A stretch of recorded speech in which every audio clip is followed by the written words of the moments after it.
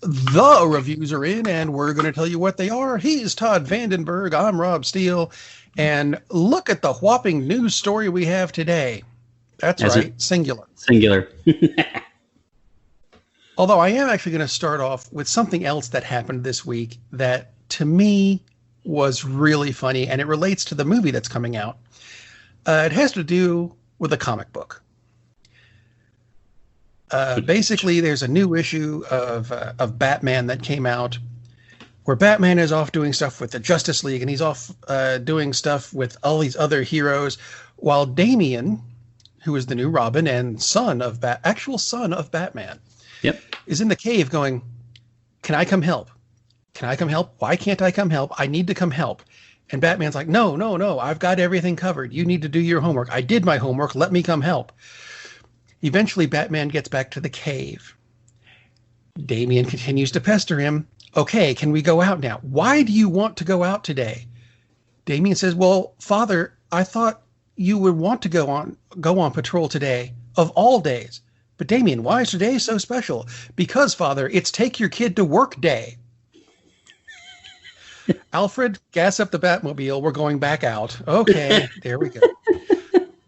I thought that was funny, and it leads into a trailer that came out this week for a forthcoming Blu-ray and apparently digital version, although I'm not real sure how this is going to work, for Batman Death in the Family. Now, if you're familiar with I'm not going to call it a comic book. It's a graphic novel. Right. Because it gets a bit graphic. This goes back to, it was the late 80s, I believe. 1988, where they ended a book with Jason Todd, who was at the time Robin, having had the crap kicked out of him by the Joker. With a crowbar, among other things. With a crowbar. Yeah. He is tied up. Well, I'm sorry, not even tied up. He's chained up in a warehouse with a bomb going off.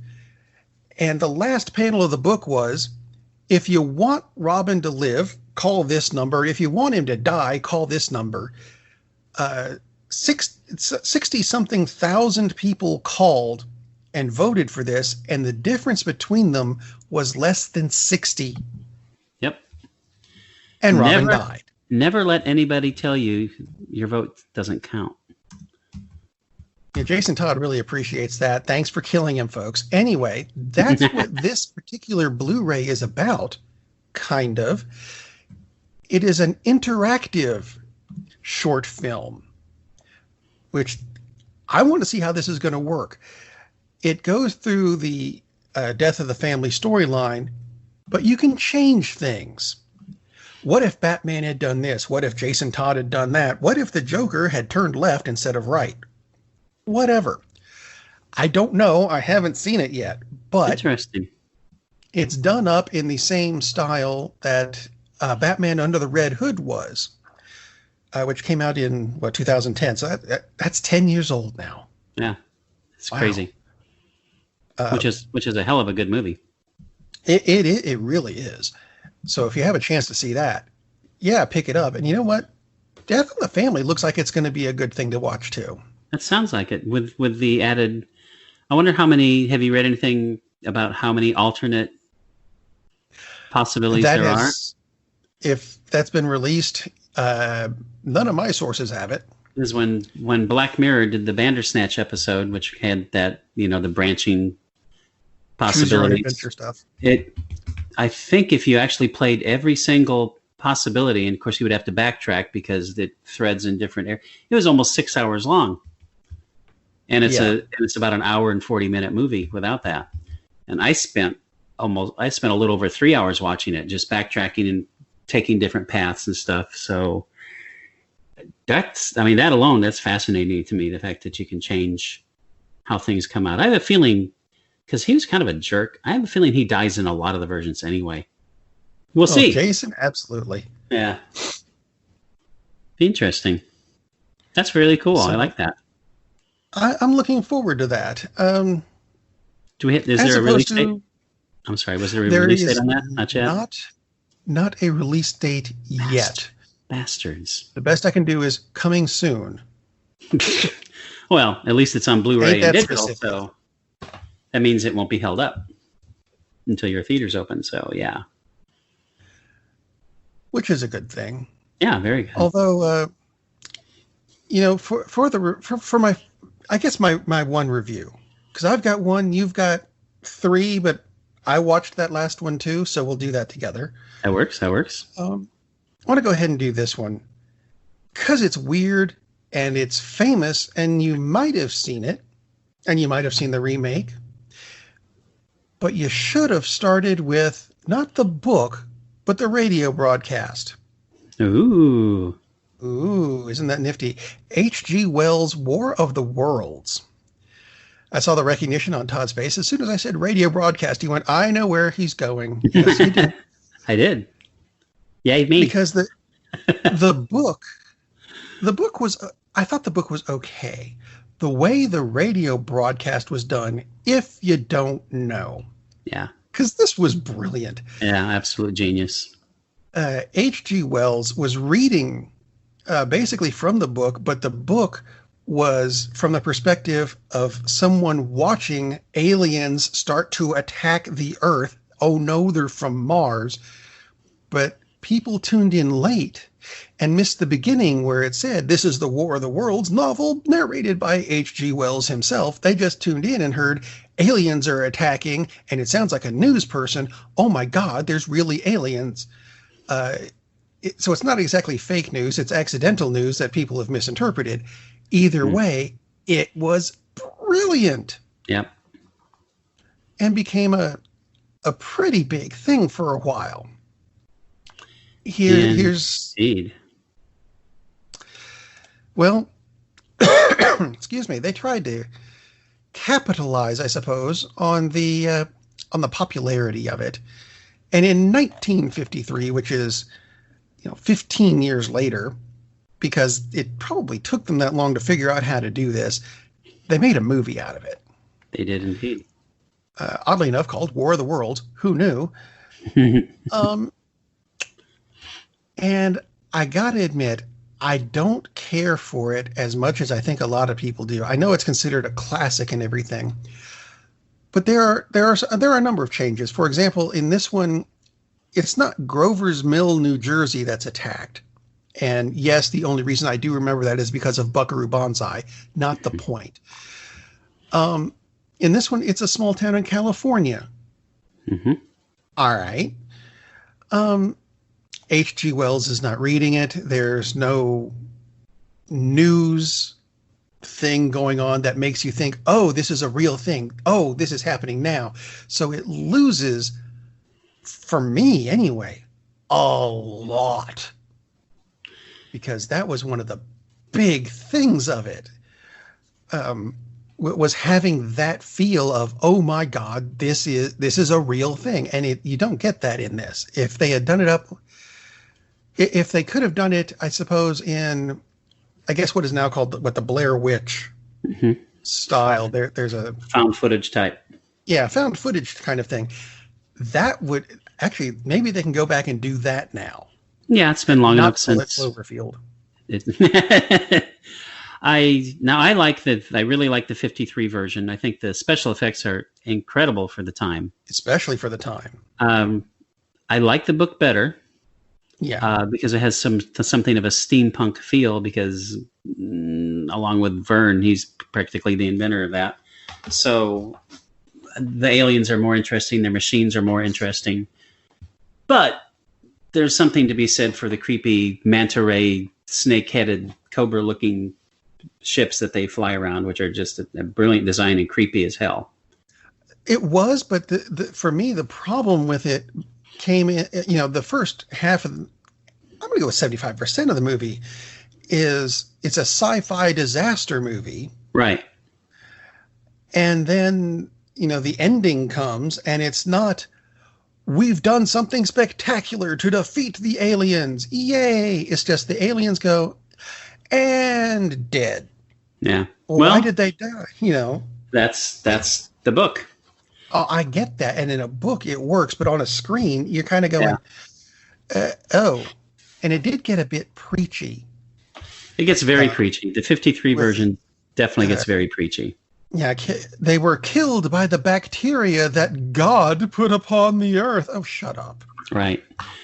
Yeah, they overplayed to me, they did definitely overplayed the whole thing. Man in his hubris thought he could conquer this, and yet it was God who saved us all by putting bacteria there to fend off the invasion of the Martians billions of years after he created the world, or however many days, however you wanted to look at it. But I still really like the film a lot. It definitely has its flaws. It does. But the radio play is absolute genius, and they did several times. They did break into it and say, "This is a play by the Mercury Theater Art." And it's like they said, "This is a play," and people ignored it because they heard, "Oh my God," and they panicked. So, because people turn it off, get in the basement, hide. Because people are strange. Absolutely. But just like Jim Morrison said in the one chorus song that I can tolerate. But it does show how powerful that production was too, for sure. That is also true. So yeah, if you haven't seen it, it's worth a watch at least once, and you can find it free in a number of places. Mm-hmm, mm-hmm. So knock yourself out with that. Did you partake of the remake?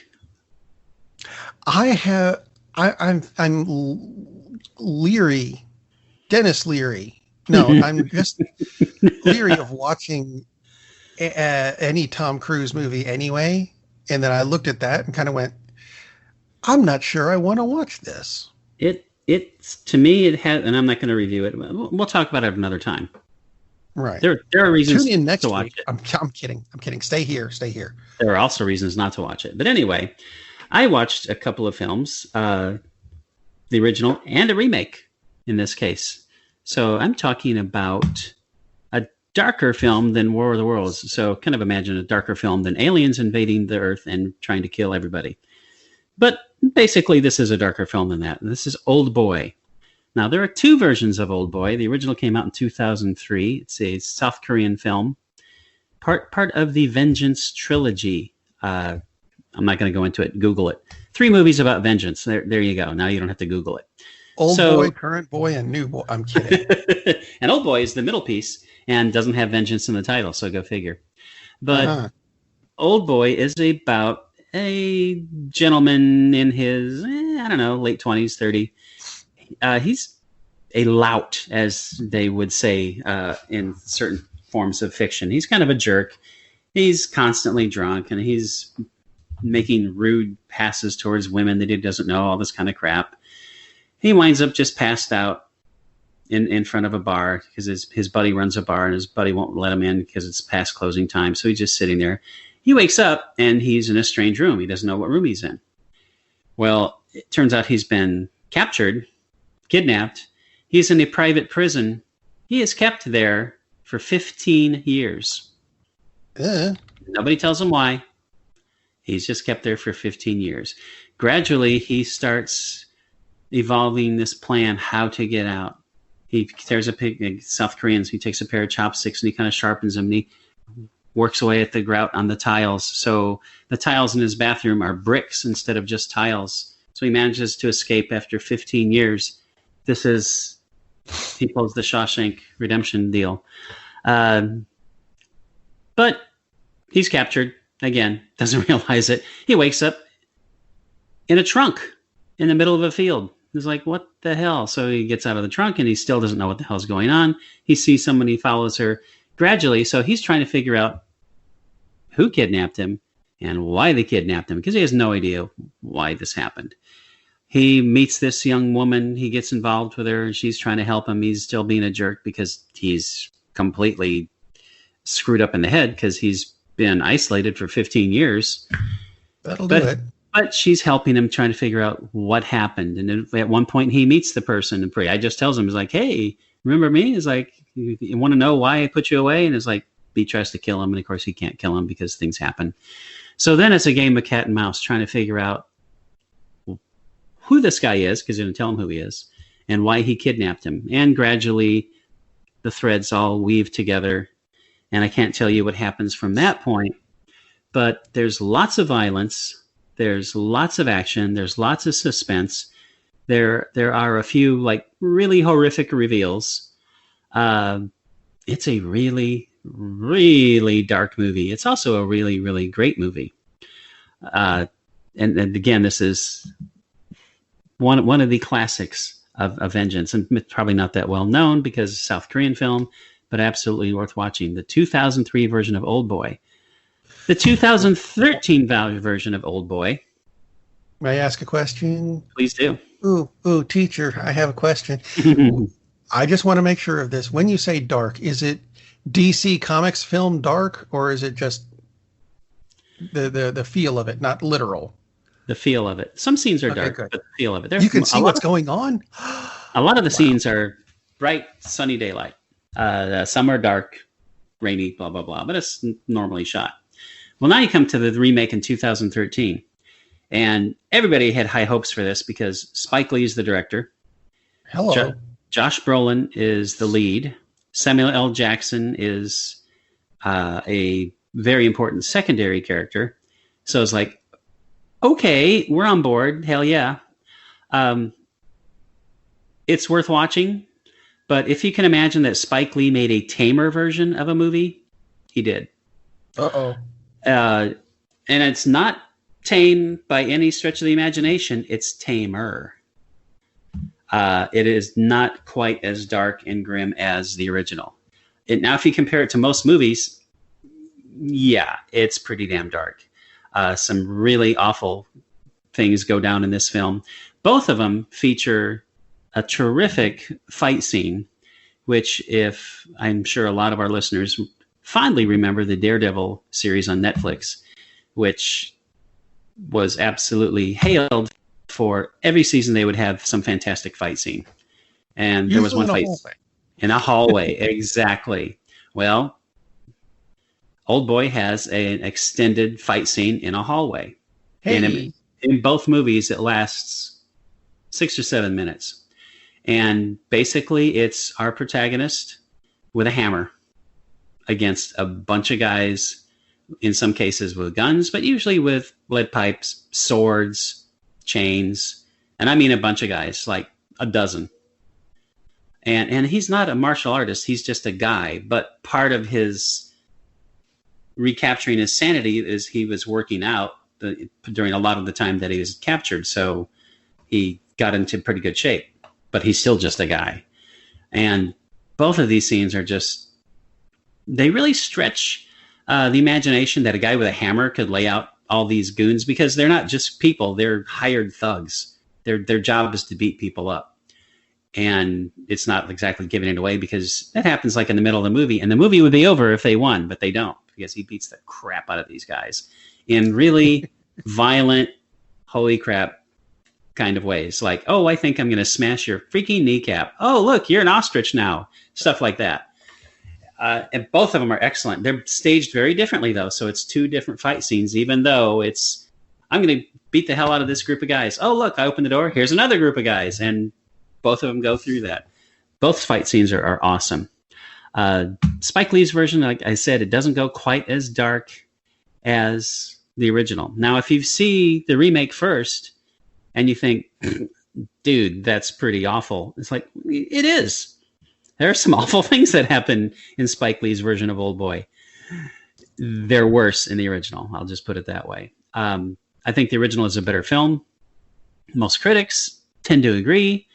But Old Boy 2013, and that's pretty much how you'll see it listed, is definitely worth watching. Old Boy 2003 is just a better film, though. Both are worth watching, but definitely watch the original. There will be a forthcoming 2023 version. Yes. And by the way... I'm kidding, I hope. It should be. Because why not? Both these movies are rated R for about every reason you can think of. I'll just put it that way. Fear. Yes, fear is part of it. It doesn't say fear, but by God, it should be. Whew. Did we ever figure out what movie that was? I did not figure that out. I didn't go back and look. Pretty funny. That was the only reason. Looking it up. Because I had posted the one about language. I'm like, yeah, it's English. Yeah. But PG-13 because of fear. Now, we mentioned this like probably a couple of years ago, but there was some film It was rated, I think it was R, maybe PG-13. One of the reasons was for existential dread. I vaguely remember that. I was like, oh right. I have to find out what movie that was. It's like, yeah, existential I suspect dread. looking up existential dread is going to be a bit easier than just going with fear. Yeah, I'm sure it would be. And it's probably like a Three Stooges series or something, which kind of would make sense. So Yeah, there you go. after those really dark movies, I needed a palate cleanser, and we can both talk about this because it turns out Rob watched this. Cats. That I'm would kidding. that would I'm be a kidding. bowel cleanser, and not in the proper direction either. Ooh, Rob's background made his drink disappear. That's funny. Yeah. But I needed a palate cleanser, so I watched an old favorite of mine, and I hadn't seen this in probably 10 years, which directed by a gentleman that we talk about a lot. I mean, almost every show we mention Mr. Miyazaki. I like to. Just like an incredible master of animation. And it's one of his beloved favorites, but it doesn't quite get the notoriety of like Princess Mononoke or Spirited Away. Those are like his acknowledged solid classics. If you look at the logo for Studio Ghibli, it's this movie. Yeah, this was the breakout film for his studio and for him. He'd had some successes before this, just a few feature films, but this was the one that just broke out. So we're talking about My Neighbor Totoro, which is basically like a big forest troll. I'll start just not being by talking about the plot, but this is one of the best family films ever. Not a kid's film, not a children's film, although it's perfectly fine for 5-year-olds to watch. But there's so much going on that the grandparents can, and you can sit in and enjoy it and really get a lot out of this film. It's about being a parent, and it's about growing up as a kid and struggling with kind of a fear of abandonment. Although these kids have wonderful parents, but mom's in the hospital, so that makes the kids worry. It's also about mythology and quite a bit, and it definitely hits on Miyazaki's theme of how important our balance is with nature quite a bit. There's a giant tree. Seems like in every Miyazaki film at some point there's going to be a big ass tree, and there's a big ass tree in this film. Actually, there's a couple of them, although one's imaginary.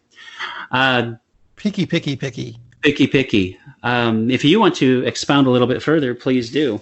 Well, I was thinking that this was if you haven't seen it or shown it to your kids, now's a good time because with mom in the hospital, you can kind of go, there's COVID parallels here. Although, did we ever actually find out what she was in the hospital for?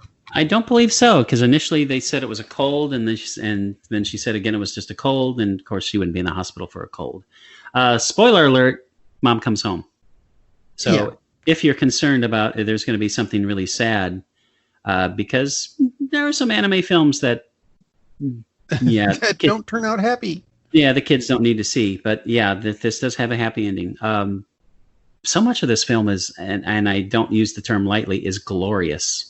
This is just such an amazing, uplifting movie in just little ways. And the way the kids act, absolutely correct how kids act.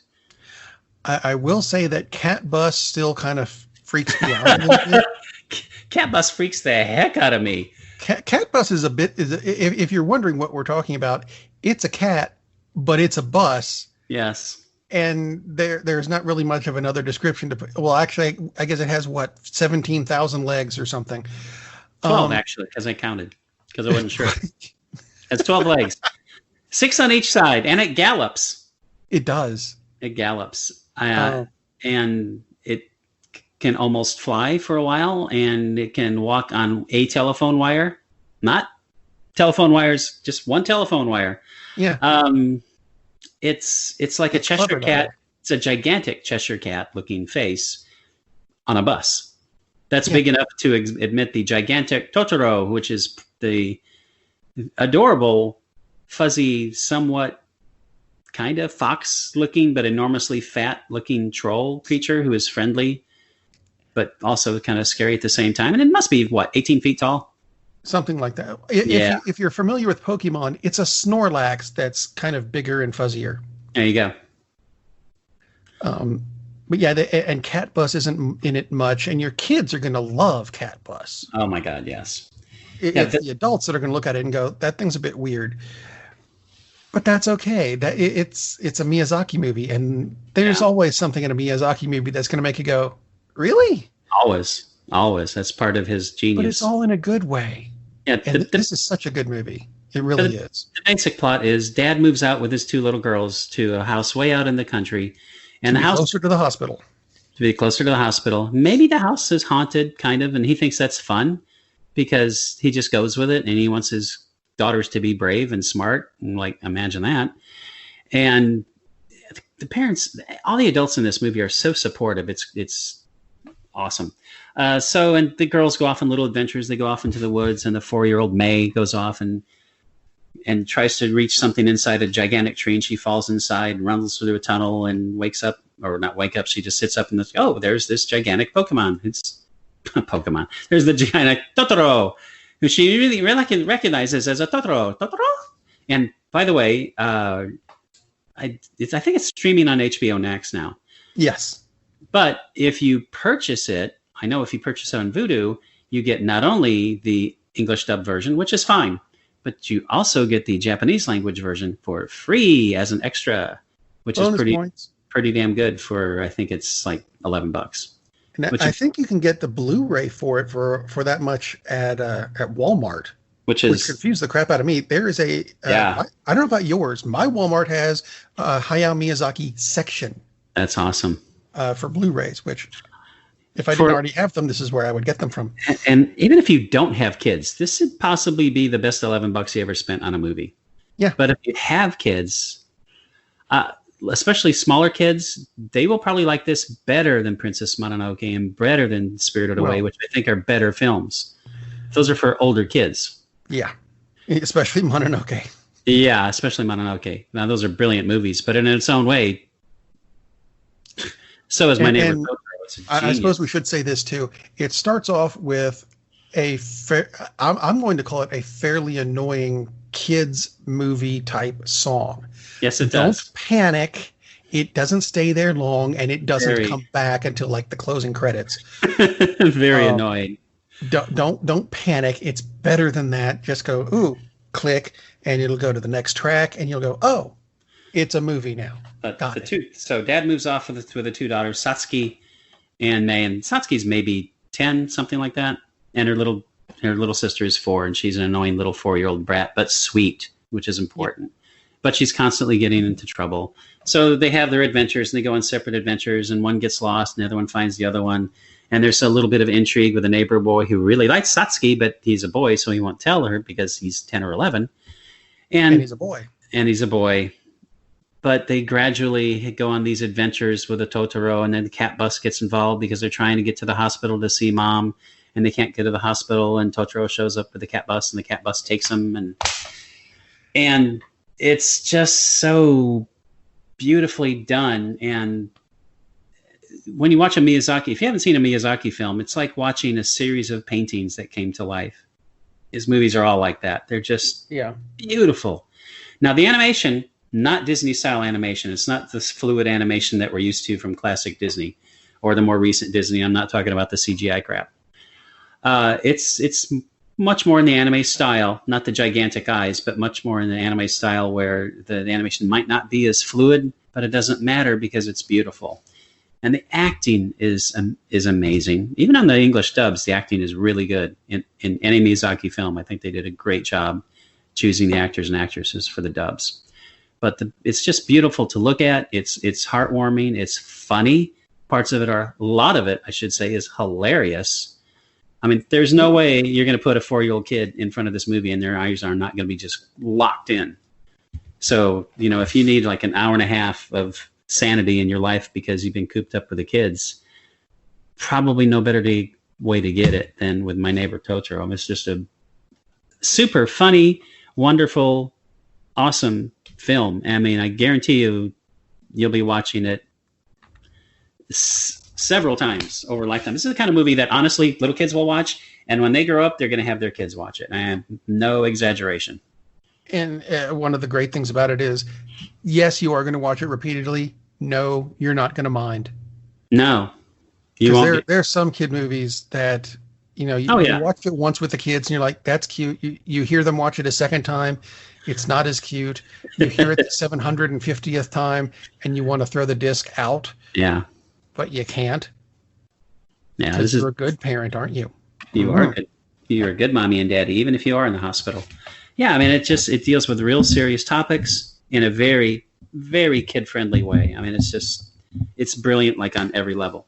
And I feel like I'm overselling it, but I'm not. It's definitely one of the best kids movies ever. And it's fun. So aside from all the highfalutin talk of this is just an amazing film and it's brilliant, it's a fun movie. Above all, it's a really fun movie and you'll love it. Yep. You'll love it. If you don't, you can, we'll have you as a guest on the show and we'll go, what the hell's wrong with you? No. We will, by God. It's a great movie. It is.